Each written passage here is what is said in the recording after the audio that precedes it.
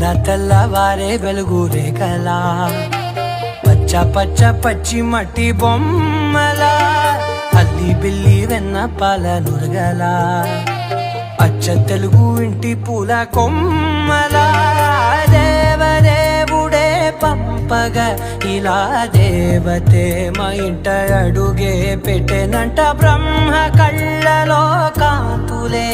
మా అమ్మలా మా కోసం మళ్ళీ లాలి పాడేనంట.